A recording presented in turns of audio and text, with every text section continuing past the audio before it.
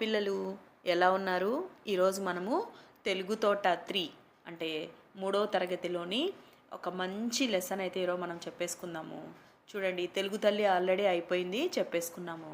ఇప్పుడు ఈరోజు మనము మర్యాద చేద్దాం అనే హాస్యం అన్నమాట. ఇది మెయిన్. ఈ మనకిచ్చిన ఈ పాఠం యొక్క ఉద్దేశం హాస్యం, మనకి చాలా నవ్వు తెప్పించేలాగా ఉంటుంది. ఇది ఒక మంచి కథ. ఓకే, దీన్ని మనం ఇప్పుడు చెప్పేసుకుందామా? ఒక్కసారి ఇక్కడ చూడండి, చిత్రం చూడండి, ఆలోచించి మాట్లాడండి. ఈ మర్యాద చేద్దాంలో ఉన్న చిత్రము ఒక్కసారి గమనించండి అందరూ. ఇక్కడ చూడండి, ఇద్దరు మనుషులు ఉన్నారు. వీళ్ళు ఏం చేస్తున్నారు? ఒక ఆయన చెట్టు కొడుతున్నాడు, కానీ ఆయన ఎక్కడ కూర్చొని కొడుతున్నాడు ఒకసారి గమనించండి. అలాగే ఇక్కడ ఒక ఆయన గుర్రం పైన వెళ్తున్నాడు. అది ఎక్కడ వెళ్తున్నాడు, చేతిలో ఏం పట్టుకున్నాడు, ఇవన్నీ ఒకసారి గమనించండి. ఇప్పుడు వీళ్ళిద్దరూ ఇక్కడ చేసే పనులు సరైనవేనా కాదా ఏంటి? దీన్ని మీ టీచర్కి చెప్పండి. వాళ్ళు చేసే పనులు సరైనవా కాదా అనేది మీ టీచర్కి చెప్పి మీ టీచర్తో చర్చించండి. ఓకేనమ్మా? ఇలాగా ఎవరైనా ఈ విధంగా చేస్తూ ఉండే పనులు మీరు ఎప్పుడైనా చూసారా? ఆ విషయాలు కూడా మీరు మీ టీచర్తో చర్చించండి. ఓకేనా? ఈరోజు మనకి ఎంతో ఇష్టమైనటువంటి హాస్యం అంటే నవ్వు తెప్పించే కథలంటే మీకు చాలా ఇష్టం కదా. కథ వినేద్దామా? ఓకే, సరే. ఇక్కడ ఇంకొకటి ఏంటంటే, మీరు ఇప్పుడు ఈ చిత్రం చూసారు కదా, ఈ చిత్రంలో మీకు కనపడేటువంటి వస్తువులు కావచ్చు, మనుషులు కావచ్చు, ఇంకా ఏవైనా సరే, జంతువులు, పక్షులు ఏవి కనపడుతున్నా వాటికి సంబంధించిన పేర్లు అనేవి ఇక్కడ కొన్ని రాసేసేయండి. ఓకేనమ్మా? ఓకే, ఇప్పుడు చూడండి, మన కథని మనము మొదలు పెట్టేస్తున్నాం. మర్యాద చేద్దాం. పూర్వం కళింగ రాజ్యంలో పరమానందయ్య అనే పండితుడు ఉండేవాడు. ఆయనకి 12 మంది శిష్యులు. వారు చాలా అమాయకులు. వయసు పెరిగినా వారికి బుద్ధి పెరగలేదు. వారు చేసే పనులు కోపంతో పాటు నవ్వి తెప్పిస్తూ ఉంటాయి. ఇక్కడ చూడండి ఒకసారి, పిక్చర్ చూడండి ఒకసారి.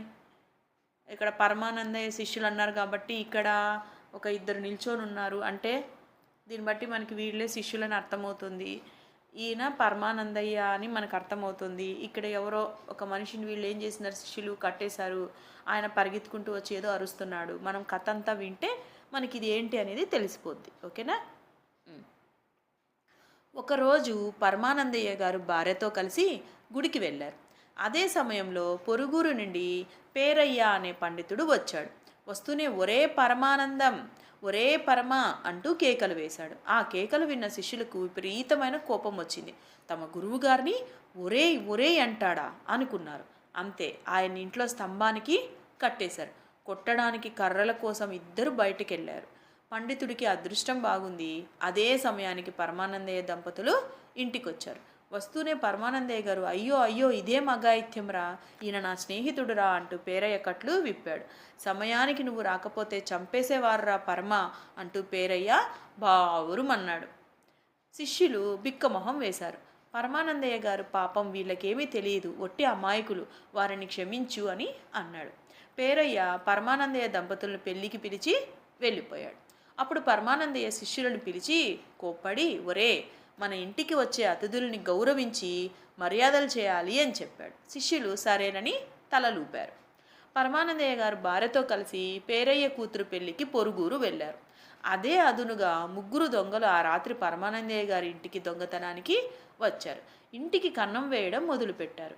ఆ అలికిడికి శిష్యులకు మెలకువ వచ్చింది. శిష్యుల్లో ఒకడు, ఒరే పెద్ద మనుషులారా, అతిథి దేవులు ఇంట్లోకి దూరి వస్తున్నారు, బాగా మర్యాద చేద్దాం అన్నాడు. వాళ్ళు లోపలికి దూరి వస్తున్న ఒక్కొక్కరిని లోపలికి లాగారు. ఎవ్వరూ లేరని ఇంట్లో చొరబడిన దొంగలు ఆ 12 మంది శిష్యులను చూసి మొదట భయపడ్డారు. తరువాత వారి అమాయకత్వాన్ని గ్రహించారు. చప్పుడైతే ఊరు జనులు నిద్రలేస్తారని మౌనంగా ఉన్నారు. ఇక్కడ చూడండి, పిక్చర్ చూడండి ఒకసారి. ఈ 12 మంది కలిసి వాళ్ళకి చెప్పారు కదా, ఎవరైనా ఇంటికి వస్తే మర్యాదలు చేయాలని చెప్పి. వీళ్ళు చూడండి, వాళ్ళకి ఏవేవో మర్యాదలన్నీ చేస్తూ ఉన్నారు ఇక్కడ.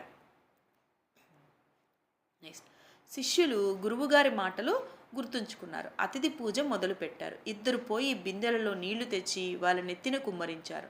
ఆ చలికాలపు చన్నీళ్ళకి దొంగలు గజగజ వణికారు. మరో ఇద్దరు అలంకరించడానికి పసుపు, కుంకుమ, గంధం తెచ్చి పూశారు. కళ్ళ నిండా పసుపు కుంకుమ పడి మండటంతో ఆ దొంగలు మూలగడం మొదలుపెట్టారు. శిష్యులు సాంబ్రాణి తెచ్చి ధూపం వేయసాగారు. ఇల్లంతా పొగ కమ్మి కిటికీల్లోంచి పొగ బయటికి రావడం మొదలైంది.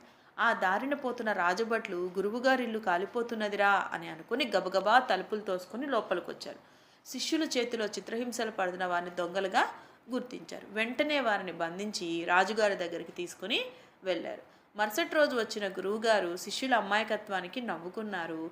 ఇంటిని దొంగల దోచుకోకుండా కాపాడినందుకు సంతోషించారు. దొంగలను పట్టించిన పరమానందయ్య గారి శిష్యులను రాజుగారు పిలిచి ఘనంగా సన్మానించారు. పరమానందయ్య శిష్యులు గారి కథ బాగుందమ్మా కథ.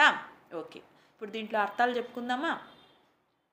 పండితుడు, బాగా చదువుకున్నవాడు, అన్నీ తెలిసినవాడు. జనులు, ప్రజలు, అమాయకత్వం, తెలియనితనం. పొరుగురు, పక్క ఊరు, దంపతులు, భార్యాభర్తలు. అఘాయిత్యం, చేయకూడని పని. బావురుమను, బోరున ఏడవడం. బిక్క మొహం, ఏడుపు మొహం. అతిథులు, అనుకోకుండా ఇంటికి వచ్చేవారు. మర్యాద, గౌరవం. అలికిడి, శబ్దం. కుమ్మరించడం, ఒక్కసారిగా పోయడం. చిత్రహింసలు, నానా బాధలు. బంధించి, కట్టివేసి. సన్మానించడం, గౌరవించడం. ఘనంగా, గొప్పగా.